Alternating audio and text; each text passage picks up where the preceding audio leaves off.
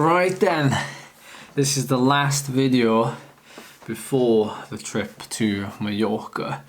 I am so excited and I cannot wait to get back on the island and hopefully give it my best shot. So, for those of you that don't know, aside from our little effort on cyclist that we have planned, we're also there to do an event. Last weekend, as many of you might know, was the Mallorca 312, and the following weekend is the Mallorca 70.3 Ironman. Between the two of those events is a relatively new event called Kill the Hill. It's a hill climb, right? And I know what you're saying, hill climbs are not supposed to happen until like September or October. Well, obviously that's just in the UK. No, I'm kidding. We do have some summer hill climbs. But this event is taking place on the highest road in Mallorca. The military road, I think people also call it. It's up to the great big golf ball observatory thing at the very top of Pygmalion. And yeah, it's 7 kilometers at, I think, around about 8.5%.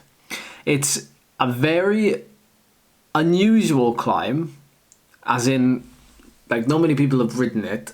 It's sort of right where, like, the top of the biggest climb on the island, just before you descend down into the area near Soler, and it's only open for certain occasions. So I feel very, very privileged to be able to ride up it. Well, in fact, race up it, because the event kind of goes like this. We start down in Alcudia.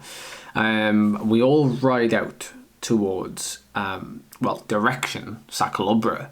But we don't go there. We go past there and almost to the big descent down into Soler. We actually climb from that high point up to the highest point. And there's 1, 2, 3, 4, 5, 6, 7, 8, 9 switchbacks on this climb. And there's a photo which I'm going to use for this thumbnail, and I'm also going to give credit to the person who took it. It's a fabulous photo, and I'm really excited, looking forward to seeing how the landscape is going to look completely different at the top of that compared to what we're used to seeing in Mallorca. So this event is taking place on Saturday, the 4th of May. Am I right? I don't know. That's a wild guess. And then in the days following that, I will be monitoring the weather, and I will be monitoring my fatigue and how I feel. And then I will be going for the Sacalobra effort. Lots of you wondering when that's going to happen exactly. The best place to find out about it is going to be on Instagram, because that'll be the only place I can really keep you completely up to date, unless I do a YouTube community post. But you really need to have notifications switched on to be able to get notified of things like that. But yeah, I'll post on Instagram and on my stories to give you the most up-to-date info on when that's going to be happening. And hopefully we'll have a window of opportunity. It will definitely be early morning though. I will warn you now, it will definitely be early morning, because I don't want any buses and potentially any really busy roads to upset my my PR. Okay, and plus, it's well worth getting up early to go and do this, because the difference between doing it when there's nobody there and when it's midday, it's remarkable. If you've never done it early when there's nobody there, it's actually so nice.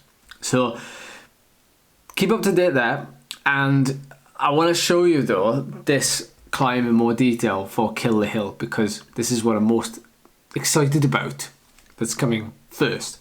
And there's going to be a couple of aid stations en route, so I won't have to carry a lot of food. It's going to be very chilled and relaxed. I'm looking forward to it. I'm bumping into a couple of people that are followers of this channel. I'm looking forward to meeting them for the first time. amongst lots of other people who have signed up for this event.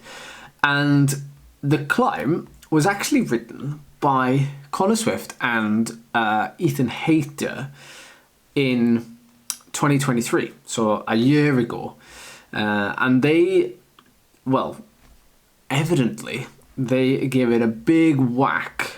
Connor Swift managed to do the climb in 23 minutes 46 seconds. So it's a very similar time length, I think. It might well be to Sacalobra.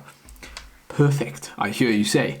But the gradient's completely different, so it's a little bit steeper, but it's very gradual the whole way. There's nothing like really savage.